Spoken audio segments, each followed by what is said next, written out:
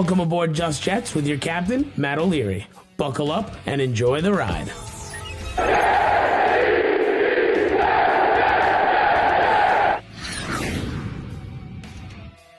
Hey, what's going on? Welcome to episode number 28 of Just Jets. I'm Matt O'Leary. I'll be hanging out with you for the next little while, talking some New York Jets football, and boy, am I excited to get after it, just like every week. Oh, I love this show. It's so much fun. So before we get started, I just wanted to mention that you can follow me on social media at Matt O'Leary NY. If you haven't already, please make sure to subscribe as well. That really helps me out a lot. Speaking of subscriptions, let's talk about the Patreon quick before we really get into today's episode. Patreon.com/Matt O'Leary NY. You can get subscription-based services, obviously. So what that means is I drop podcasts, I drop exclusive videos, I drop a whole bunch of different stuff, articles. It's been a lot of fun doing it so far. Got a few people over there already looking to grow that thing even more. So if you're interested, check it out in the description below. And last but certainly not least, you know I have to talk about it, Manscaped. 20% off using promo code JETS20. You go to their website, manscaped.com, put in promo code JETS20, and like I said, you get 20% off. You can use it on the Lawnmower 3.0, which I use. I think it's great. Or they have a whole bunch of other products, and the skin-safe technology, again, is what really does it for me.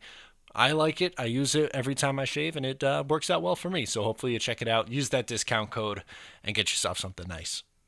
So, what are we going to talk about today? Positive season outlook. That's what I want to get into, a positive season outlook. What I wanted to do for the next 3 weeks, because obviously we're getting close to the football season, and over the next 3 weeks, what I want to do is look at best case scenario, worst case scenario, and realistic case scenario last. I'm doing positive today. We're going to start on the positive side. So what has to go right in order for the Jets to be a playoff contention team? I'm talking, 9+ win. I think most people assume the Jets are going to finish either 6, 7, 8 wins, somewhere in there. I'm talking 9, 10, or beyond. That's what we're going to be focusing on today, how the Jets get to that point. So I'll start with the obvious one, which is Sam Darnold. He is the biggest X factor on this team. It's not Adam Gase. It's not Joe Douglas. It's not Le'Veon Bell. It's not C.J. Mosley, who's not playing. It's not Jamal Adams when he was here. No. Sam Darnold is the biggest key to this team.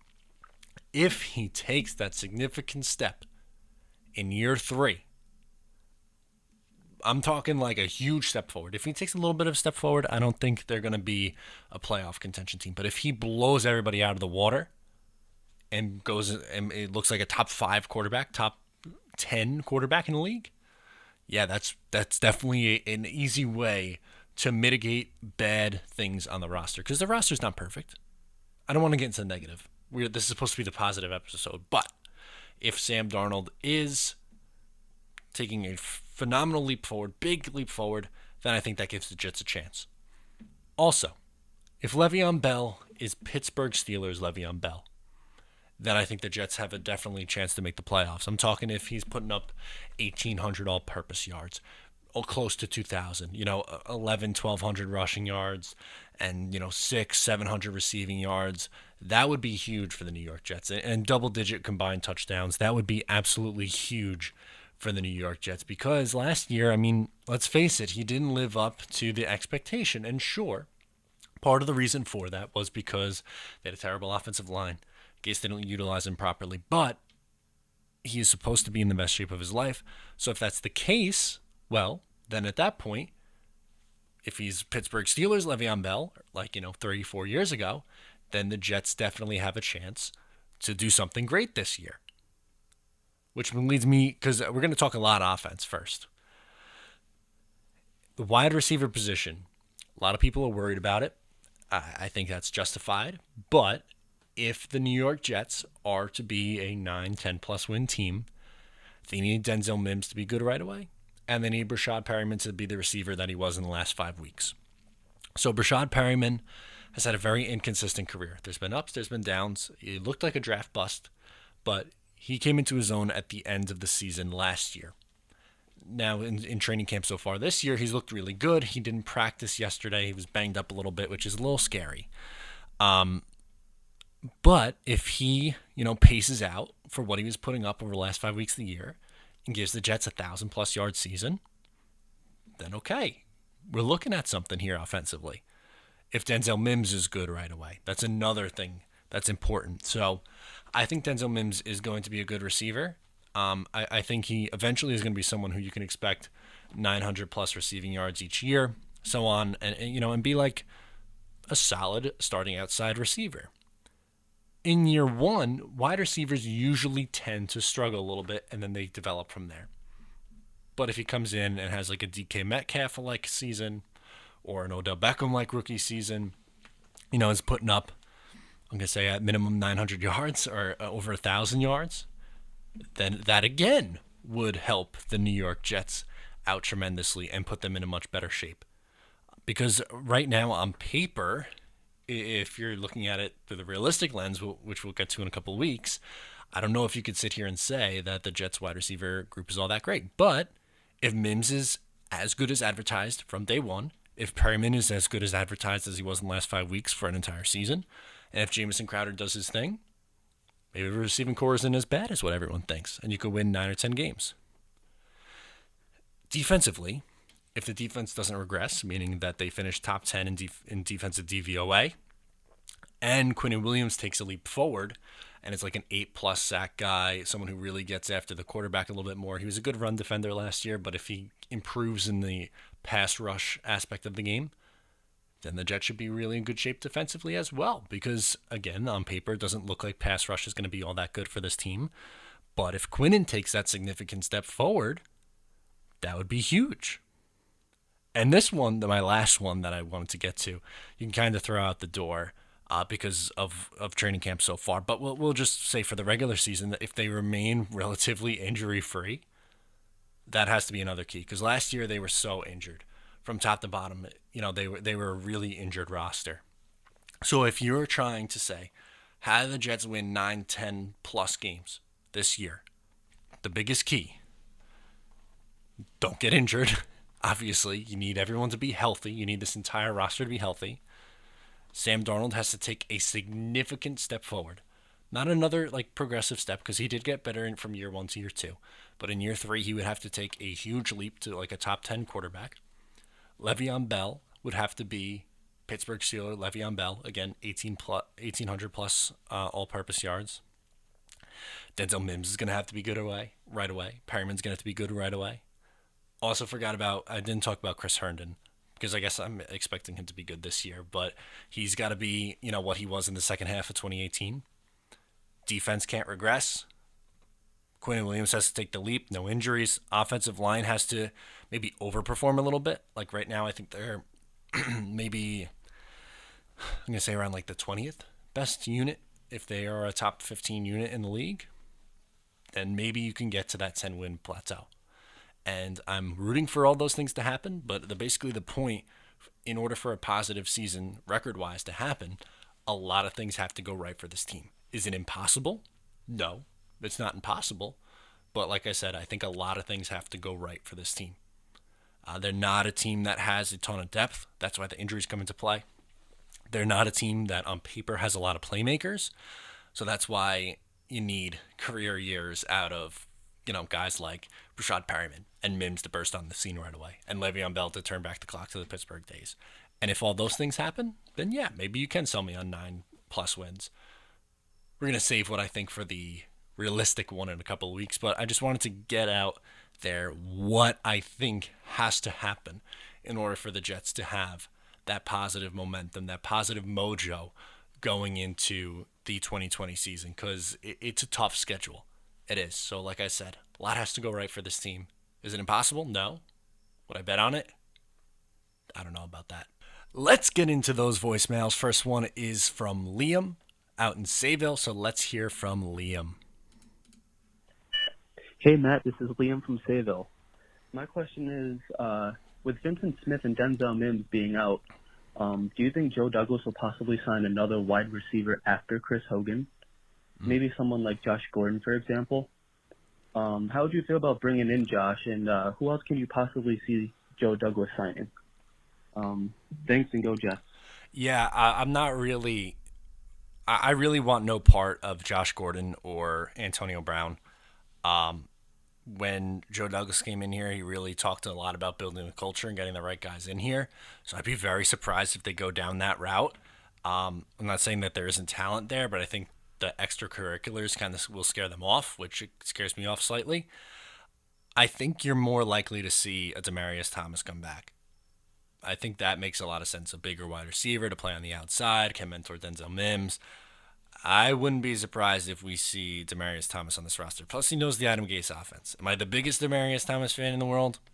Not really, but I think fit-wise, I guess it makes sense. I think we're going to see him try to fill the role or just, be a stopgap. But Jets seem to be in trouble, man, at the wide receiver position.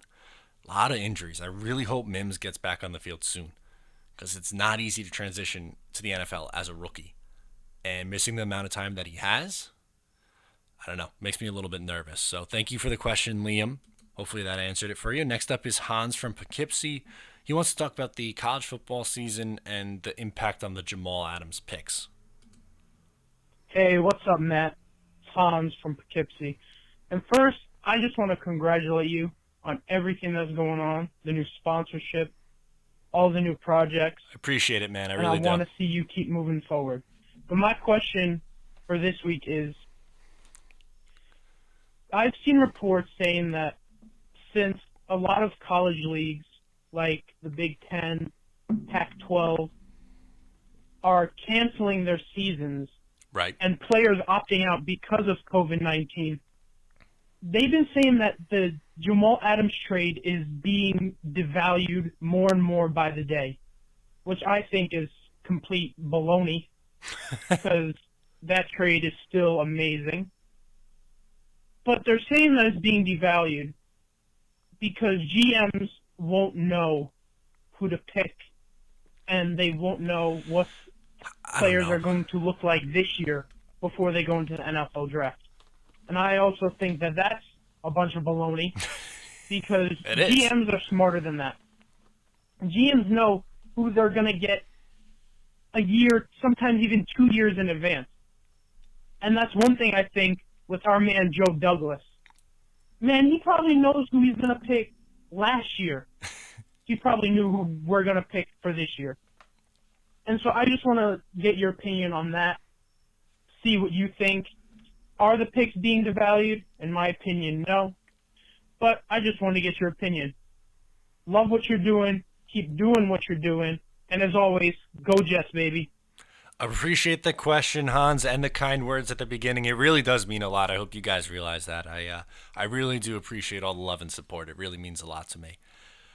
So, a lot of people are worried about the college football season or the lack thereof and the New York Jets draft picks, but I'm kind of walking back my worry. I was a little bit more worried early on, but I came to this conclusion. I believe, and I think a lot of Jets fans feel the same way, I believe that Joe Douglas is a good talent evaluator and a good scout. I think he had a really good first draft. It wasn't a phenomenal first draft, but I thought it was good. I thought he had a solid first draft. We'll see how that plays out over the next few years, but I thought he had a relatively good first draft. And I believe that Joe Douglas has an advantage, not just Joe Douglas, but the good GMs have an advantage over the bad ones. You say, obviously, Matt. But what I mean by that is the ones with the scouting backgrounds and who have the good scouts and the good infrastructure are going to have an advantage over the bad teams. Like, it's not like the Jets aren't the only team. This is what I keep saying, too. The Jets aren't the only team that is dealing with this. Every single team in the NFL is dealing without, most likely, a college football season. So I think it plays into the Jets' favor because I trust the one who's making the pick. I think he's going to be able to find the guy at a talented spot at their position, which I think is probably going to be, 10th to 15th overall, somewhere in that range probably. And Seattle, who's probably going to be picking between 20 and 30, somewhere in there. I think you can get two quality players, and I think you go a couple different directions of the position, but I'm not really worried about it. Again, even if there's no college football season this year, I still think you can figure it out. I still think Joe Douglas can figure it out. I have a lot of faith in Joe. I think you do as well. So thank you so much for the question, Hans. We're going to move to Travis from Ohio, and he wants to get into Jets fans and loyalty. Let's hear from Travis. Hey, Matt! Travis from Ohio. Hey, buddy. Everybody has their bat to the window, like Batman choosing to become Batman moment when we become Jets fans. So true, by the way. Lord knows it isn't for success. Anyway, you told us about yours, but mine was when I saw a sweet mullet and a porn-stashed Mark Gastineau superplexing people and belly to back suplexing quarterbacks on the field. Anyway, here's the thing. Like, that was 1985. Long time ago. So that dates me. That tells you I'm an old dude. Why do we hang around these losers if not for love and loyalty? Right? I mean, that's why I never criticize Browns fans, because those people lost their franchise, lost their team, and they haven't basically had a team since they came back as That's a true. team. That is definitely true. My question is, why are we all still here? What love and loyalty, obviously, but why are we all still Jets fans, despite them hating us? It's a great question. After all these years, it's a great question. Because they don't care about us. They just know we're going to keep showing up, and it doesn't matter what any of the Johnsons do, and those crazy scandals that Johnson & Johnson has. Look into it. It's really bad. Like, for decades. Anyway, love you. Stay healthy. F Jamal Adams, of course. And let me know what you think. Because why else stay around? Except I get to hear you. Thank you, buddy. Love you. Bye. Appreciate it, Travis. Love the call as always. So I could speak for myself. I don't know if I could speak for every Jets fan, but I kind of like the rooting for the underdog. I find myself rooting for the underdog. I like to prove people wrong. I like the prove them wrong attitude. So I think it's going to feel that much better when the Jets finally do win a championship. Or, like, I'm a Mets and Islanders fan too, and, like, historically, since I've been around anyway, like, I wasn't around in the 80s for the Islanders' success. You know, they've been bad. The Mets have been bad. So the reason why I stick around is, one, just that's all I know, and I can't change that. But on top of it, I want to see this thing through. I put all this energy in. I want to see what it's like at the end. I don't know. It's a sickness. Part of it is a sickness. There's no around it. Like, no logical person theoretically would be like, oh, I'm going to keep going to the thing that continues to hurt me and make me feel bad. But Jets fans do. And sports fans in general do. Sports is weird, psychologically speaking. I love it in the fact that, like, I don't want to be any other way. I don't want to be someone who is just no emotion to sports. That's not how I operate. I couldn't do it. But I think you hit it on the head. I think it's love and loyalty. I think that's it. I really do. I think that's the only explanation, because there's no logic behind it other than you just want to see your team win, and you love them, for better or for worse. So, and a lot of times for Jets fans, it's been for worse. On that same wavelength, again, thanks, Travis, Anthony wants to know how Jets fans can keep optimistic. So let's hear from Anthony. Some people would say that he is calling into the wrong guy for that, but let's hear. Hey, Matt, it's Anthony from Ronkonkoma. Hey, man, I'm a diehard Jets fan. How do you keep your optimism every year, dude? I try so hard. And every training camp, this guy looks amazing. This guy looks great this year. Vincent Smith looks great, or whoever it is. And immediately Denzel Mims hurts his hamstring. Like, every year I get hyped about somebody, and then the year just folds. I'm 28 years old. I mean, I'm just curious. You seem the same age as me. I'm trying to be optimistic, but things just aren't going well immediately. So I don't know, man. I'm wondering how you stay optimistic. Thanks. I'll let you show, bro. Bye. Yeah, I mean, it's definitely been harder to be optimistic for the last, I don't know, 9, 10 years of not making the playoffs. It's been really bad and it's been rough. But I do think, like, looking at this team, how the Jets currently are, there are things to be optimistic about.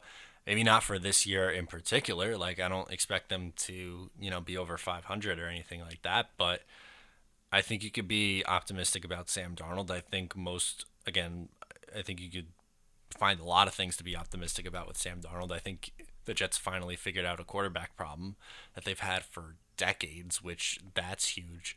I trust the general manager a ton. I think that's something that most Jets fans haven't experienced. And I think that's huge, having a quarterback and a general manager.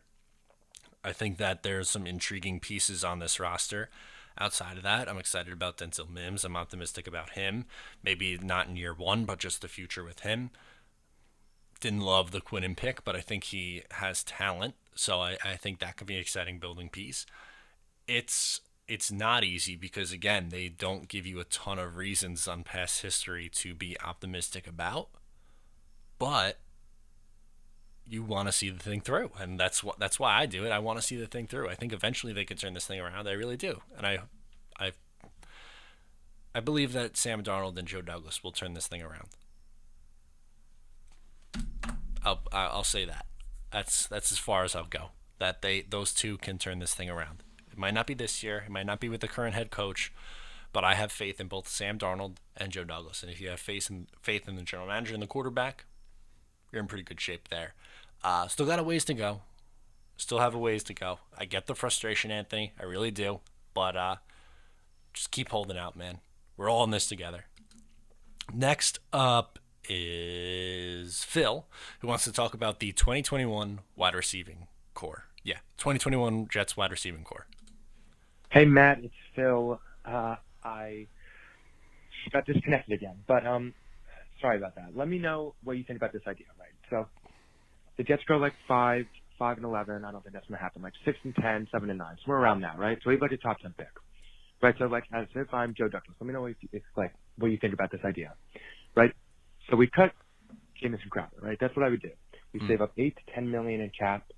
I love the guy, one of my favorite players on the roster right now, but it's just hear me out. So that means that we have Denzel Mims in there, right? So we get Denzel Mims, and then I think we should push as hard as we can to get Juju Smith-Schuster. Agree. So that would be amazing. So, like, if we had Juju Smith-Schuster and then Denzel Mims, right? So then, in the draft, I think we would have, like, a top 10 pick. We get Jamar Chase from LSU, right? Insanely good player. Insane. Incredibly young, not even 21 yet. Those three guys, if Denzel Mims is the guy that I expect him to be, that would be amazing, especially for Sam Darnold in the O-line and Le'Veon Bell. It would be great for everyone. But let me know if that's realistic. If it's not, sorry. Love the podcast. Listen to it every Monday. Thank you. As soon as it comes out. Wish there was 2 a week. Congrats on the Manscaped, and thank you. Have a good week. Stay safe. Yeah, I really appreciate that. Thanks so much, Phil. I don't know if I want to cut Jamison Crowder. The process that you laid out, like if I could sign up for my the Jets 3 wide receivers for 2021 being Jamar Chase, Juju Smith-Schuster, and Denzel Mims, I would sign up for that in a second. A lot has to go right. So I guess it depends on when I'm cutting Jamison Crowder. Am I cutting him before free agency? Because that's risky. That would be too risky. But if you could tell me that I could sign Juju and then draft Jamar Chase and then after that cut Jamison Crowder and save that money, then maybe I would do that. Then maybe I would. It's I don't think it's crazy unrealistic. I don't. I expect the Jets to take a wide receiver in the first round next year with one of those two picks if they hold on to both picks. Um, and I think Denzel Mims is going to be here, and I think Juju has a realistic shot of coming to the Jets. I mean, think about it. I think he definitely hits the market, and I think the Jets will be in on it. I really do. I don't think Juju is all that crazy of a thought for him coming to the Jets. I really don't. I think they'll be in the mix for Juju, as they should be, and that would be extremely exciting. And there's a reason to be excited about that for sure. So I don't think you're too unrealistic. I would do it. I would if you told me that it could be the Jets receiving core in 2021. I think that's pretty good receiving core. I think that's a great receiving core actually, and that would make life easy for Sam Darnold, which, let's face it, is something that we all could see.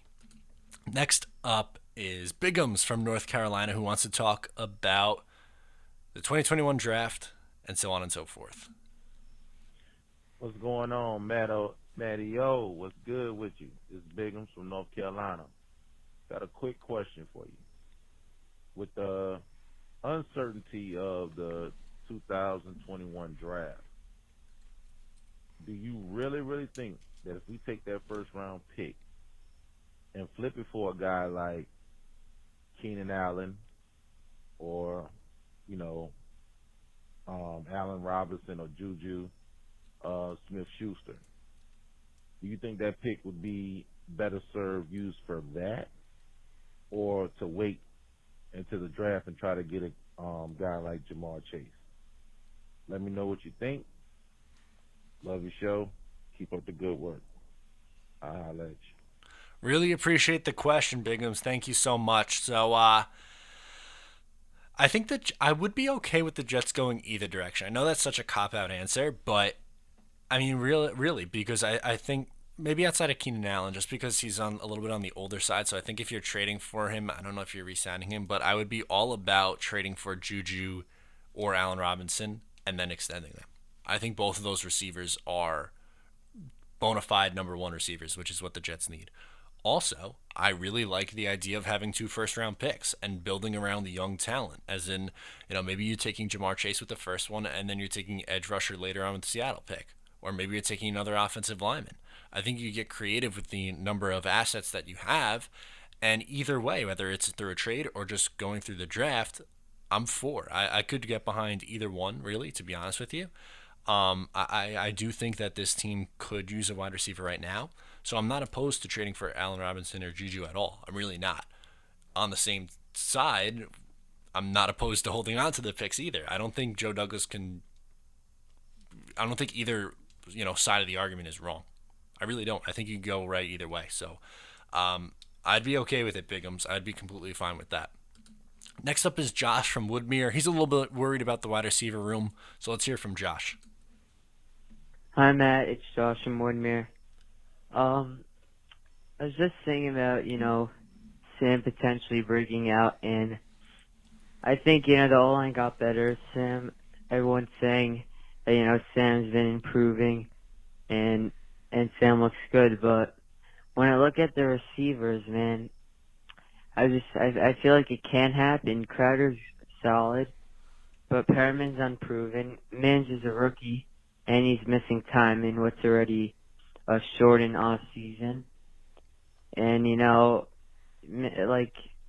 Mims probably won't be able to start week 1. And then you got Chris Hogan, Vincent Smith's out, Jeff Smith. I mean, that just doesn't work. I can't see Sam breaking out this year with the weapons he has around him.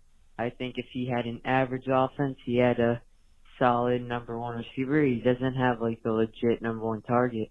He could have that kind of guy with, Crowder being a slot guy and maybe Perriman being the number 2 wide receiver, not the number 1 on the outside.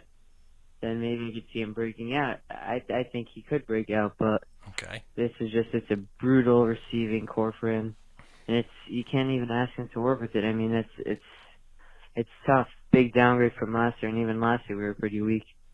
So, I just want to know what you think about that, and also I feel like they gotta make a trade for a wide receiver because There's a little scare when Perriman got injured, but it was just a small thing. But it shows if Perriman goes down, like we have no one to step in, like we don't have anyone that could replace him.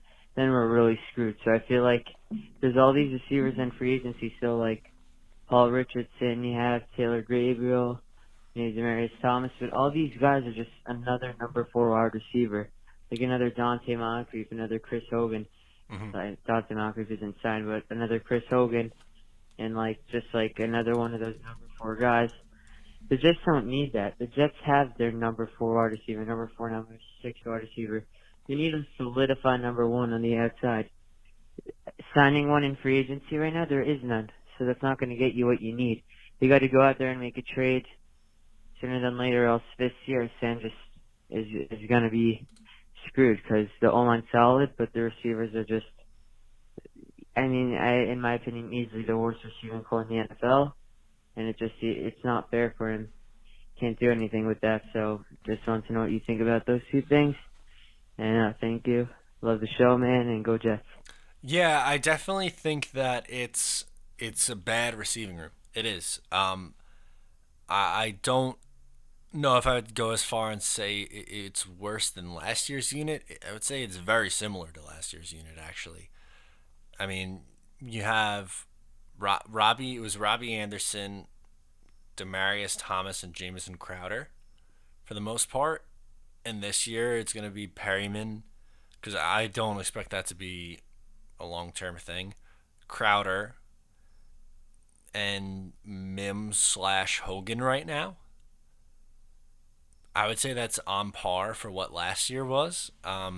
It's not great. Like what I said to Bigums, I don't think I wouldn't be opposed to adding more wide receiver, like a legitimate wide receiver in here. I think it would make life a lot easier for Sam Darnold, but I don't think that it's necessarily make or break for Sam Darnold in the sense that he can't take that big step. I think if they do it right and use Le'Veon Bell lined up as a wide receiver and use 2 tight ends, because you have 2 good receiving tight ends in Chris Herndon and Ryan Griffin, then I think you can mitigate your lack of depth or quality depth, at least at the wide receiver position. So I think he could survive that way, utilizing Chris Herndon more in the passing game, utilize Le'Veon Bell more in the passing game. And through that, maybe you could have a productive Sam Darnold. Thank you so much for the question, Josh. Next up is Elias from Rochester, and he wants to talk about the offensive line. Hey, Matt. This is Elias from Rochester, New York. Elias, sorry. I was wondering, how would you rank the Jets' past 2 seasons starting offensive linemen? So last year it was okay. Beecham, Osemele, Harrison / Khalil, Winters, and who's that guy? He's really bad. Shell. Okay. And then this year's Becton, Lewis, McGovern, Van Roten, and Fant. How do you rank those guys based on just overall skill? Obviously, Becton, it's mainly projections, but how do you rank them as their talent and productivity, and how they were for the Jets / how they might be for other teams, especially the guys who aren't with them anymore? So, thanks for taking my question. Go Jets. Yeah, that's a really interesting one. So I think overall that this year's offensive line is a better unit than last year's. It's tough to get much worse than last year's, but so if we're using all those guys, and I'm going to use Harrison as a starting center from last year, because Khalil would probably be last. McGovern is, I think, the best, right, of the last 2 years. He's the bona fide starter. I think he's the best. I'd probably put Becton 2 already, which is scary because he hasn't played, but I would put Becton in his potential 2. Lewis 3, Van Roten 4. They're interchangeable. I think both are okay level starting guards. I don't think they're great. I don't think they're bad. I think they're okay level starting guards. I put Beecham next, then Fant. I think Beecham and Fant are relatively close, but I give a slight edge to Beecham. Winters and Osemele are really close. I might give Winters a little bit of an edge just because Osemele was just a disaster with the Jets. And then I'd go Harrison Shell. And Adoga after that and Khalil after that. But I would say that McGovern, Becton, Lewis, Van Roten is really the top four, and then it drops off significantly after that to Beecham, Fant, Winters, Osemele, Harrison, and Shell. So hopefully that answers your question. Thank you for all the questions this week. Again, I absolutely love doing these podcasts and answering your questions. It's awesome. One more time, if you haven't checked it out, patreon.com/Matt O'Leary NY. Subscribe, get bonus podcasts. I'm going to be doing pregame live streams when the season comes around and a whole lot of more content over there. So definitely check it out. Thanks so much for tuning in today. I'm Matt O'Leary, and I'll talk to you next time.